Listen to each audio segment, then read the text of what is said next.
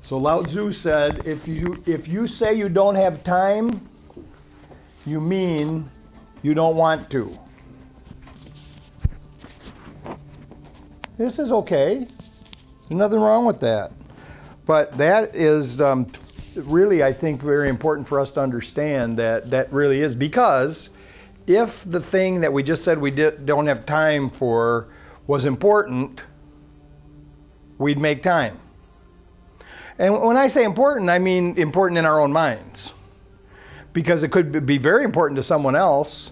It could actually be something that would be in our best interest to consider important. But when we say we don't have time for it, we're really saying it's very low on our priority list. So there's nothing wrong with it, because we need to decide what it is we're going to give our time to, what it is we're going to give our attention to.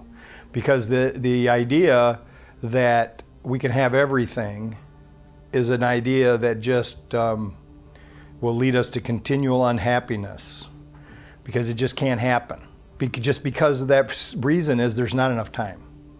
Even though we may be able to accomplish a lot of things, there's only so much time and there's only so much focus that we have. So we have to decide what it is that we really want and then put our attention on that. There was, I had a guy that I used to work with that took this lesson to heart, and he's doing very well, very successful in his business portfolio. And they had him talk to the other people in his department about how he was so successful. And he said this really simple thing, and he stood up for just a few seconds, and then he sat down. He just said, "I don't do anything that I don't think is important." And he sat down. I don't do anything that I don't think is important. And there is really kind of the secret to the whole thing, that if we really, and now, of course, comes the question, what's important? And then, of course, once I start asking that question, I have to examine my own priorities and actually see if my priorities are actually in alignment with what's good for me and what's good for everybody else. But this is the same idea that Stephen Covey put forward a long time ago when he said that to put the big rocks in first, and the idea of time management. Big rocks first, the things that are most important, make sure those get done, and don't worry so much about the others. They'll either get done or they won't get done, but it won't matter, because if you get the most important things done, things will be good. Now, he didn't say that people won't be upset with you. He didn't say that some people might think that you're neglecting them or neglecting their needs.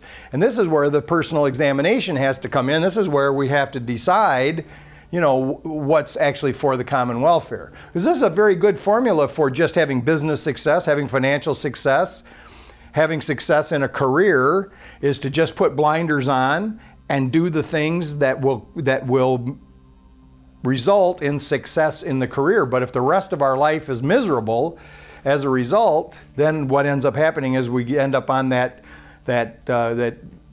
squirrel cage thing, where we're just running around and it looks successful from the outside, but it's not feeling too good on the inside. And listen, there are some people who would prefer that we get ourselves into that mode.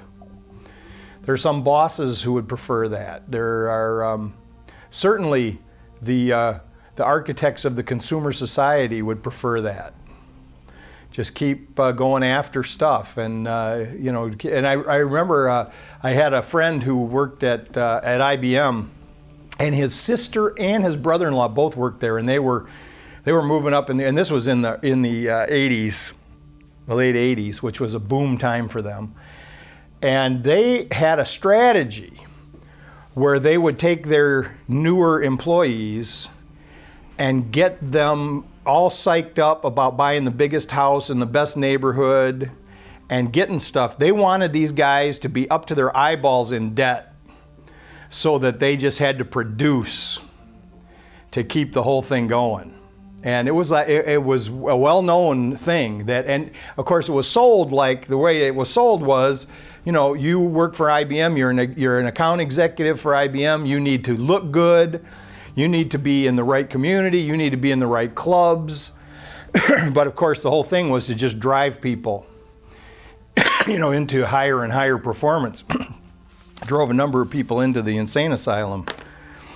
So we decide what it is that we want based on if we get our priorities in order, which is one of the focuses that we've been talking about since the beginning when we started talking about these roles and goals. The idea that if I put God first, again translating it into put the unity of all life first, then what I'm really doing is I'm putting my own I'm putting my own best interests first, because my own best interests lie in the unity of all life. Because when I make decisions for myself alone, I put myself alone. I make myself alone. And this of course is the primary ingredient in addiction.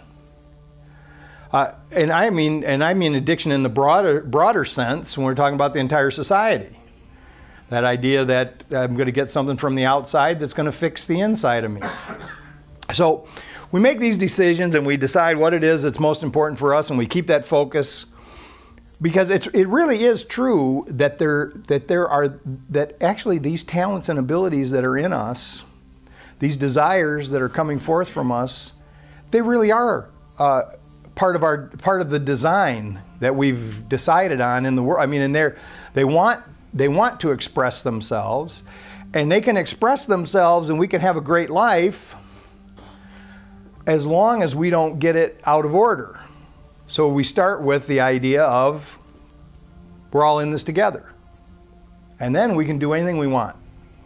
But the ingredient that makes it all go together is this willingness. So I've got a vision in mind, I've got some talents and abilities, I've made some decisions about what I want and where I'm going, and now I have to apply this willingness.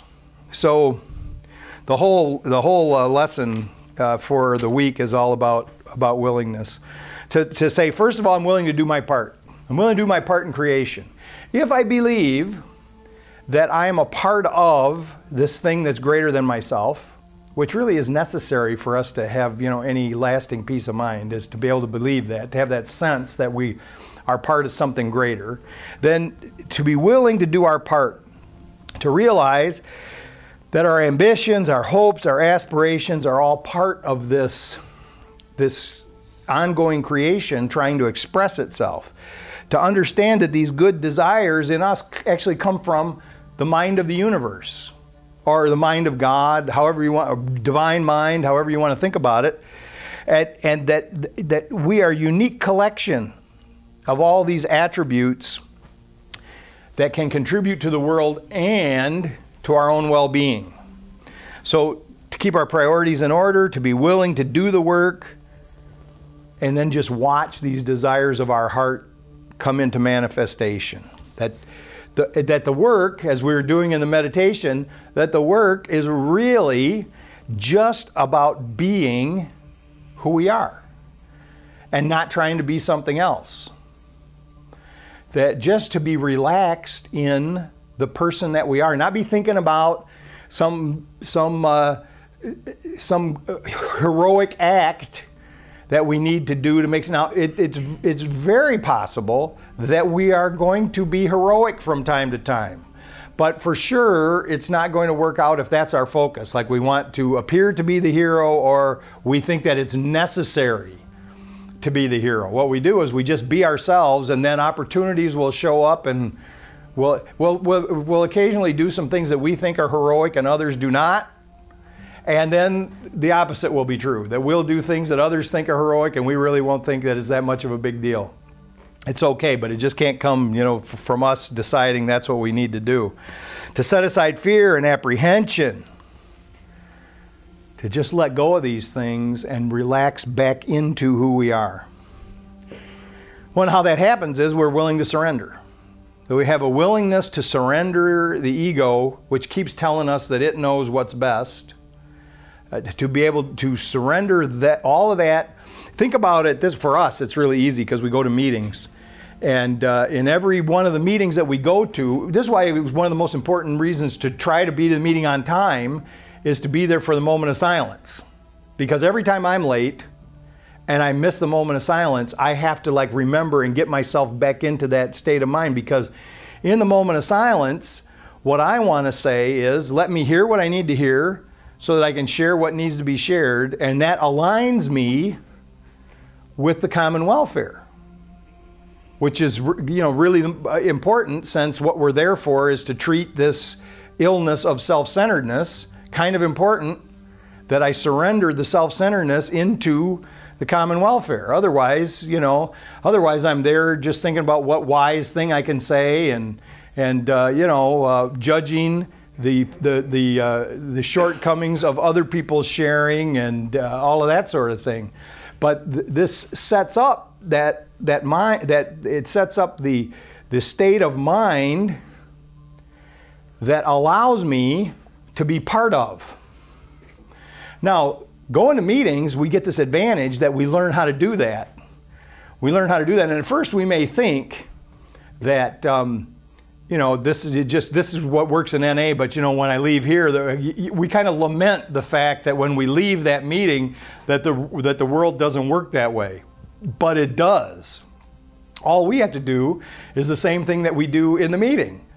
So now, some of us have meetings with clients, and some of us have business meetings. Some of us just have chance meetings. Some of us, we just come together with people. But if we can do the same thing as make that surrender to the group conscience quietly, within ourselves, not trying to make a show of it.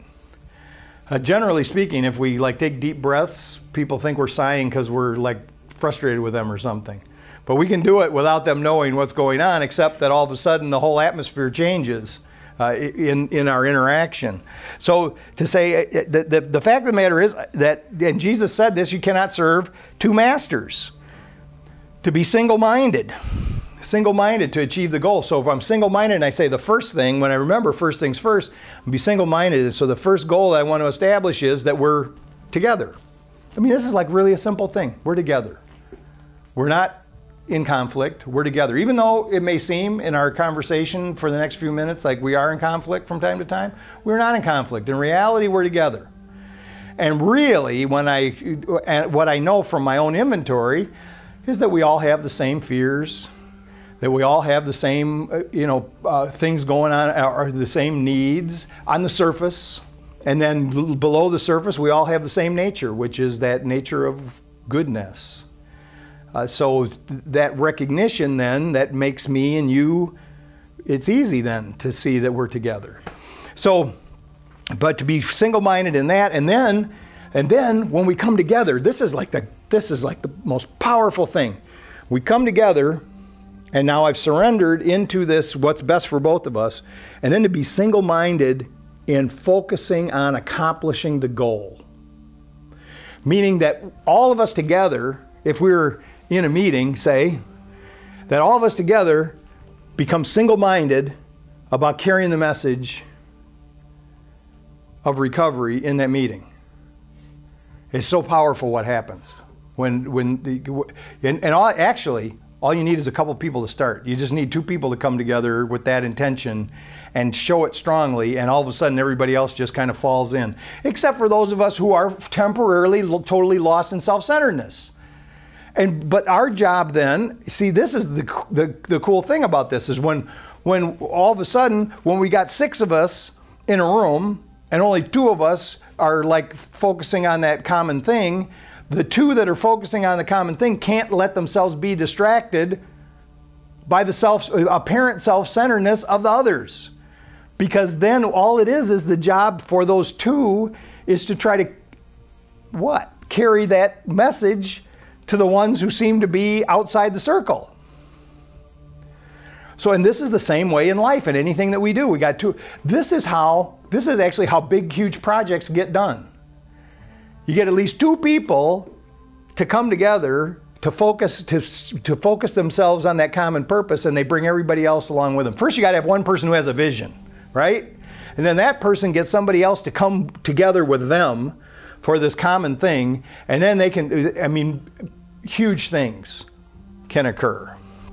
So and the single-mindedness that I'm talking about here, I mean, it'll work because it's a principle that works. I can single-mindedly pursue material things, and I have in the past. But I find them unsatisfying in general, but there's nothing wrong with them. But if I'm single-minded in my pursuit of allowing whatever creation, or just say creativity that is within us to come forth, then we get this huge benefit of actually working with creation, feeling that fulfillment, and the material things just come automatically on their own. So it's important to keep that focus where we want it, that the creative power within us can produce anything that we want.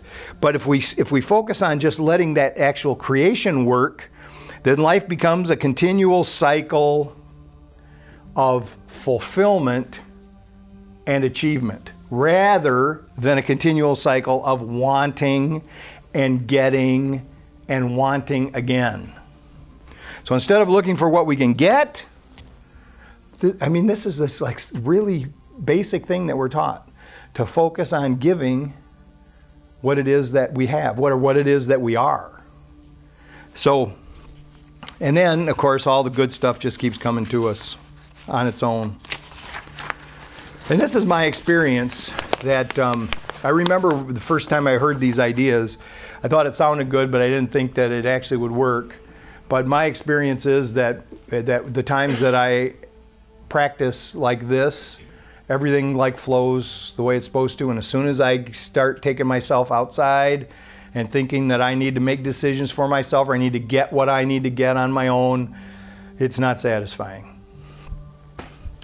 So to be willing then to seek the truth, to engage in the reality of living beyond. You know, I meant to have the lyrics here for Stevie Wonder's Superstition, because they've been using it lately in the commercials before the football games, where all the guys they have these, or not just guys, but everybody has these little rituals they put together for their team to score, and then it says.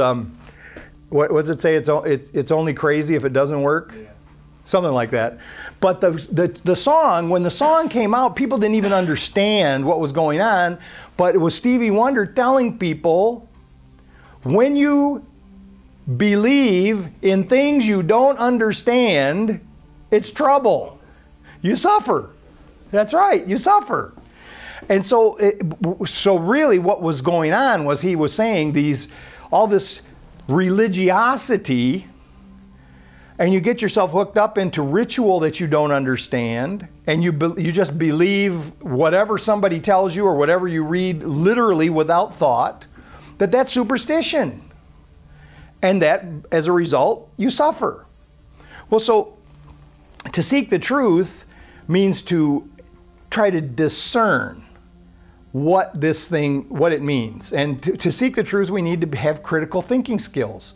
We don't just need to accept. You know what I find for me is when somebody says something that I like the way it sounds, and it kind of lines up with my way of thinking, I can just take in the whole thing. I just take the whole thing in, and I adopt it as my own, without taking a moment to just examine it, and maybe to actually do the research and find out, really does it hold water? Or is it just something that sounded good and you just want to go along with?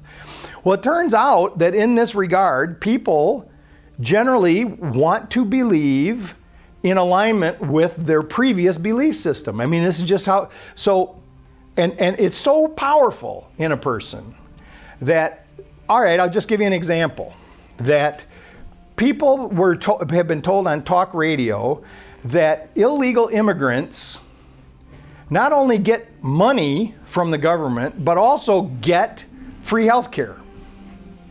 It's totally untrue. There's not a state in the United States that does that. And nobody does it. It's totally untrue. It keeps being repeated.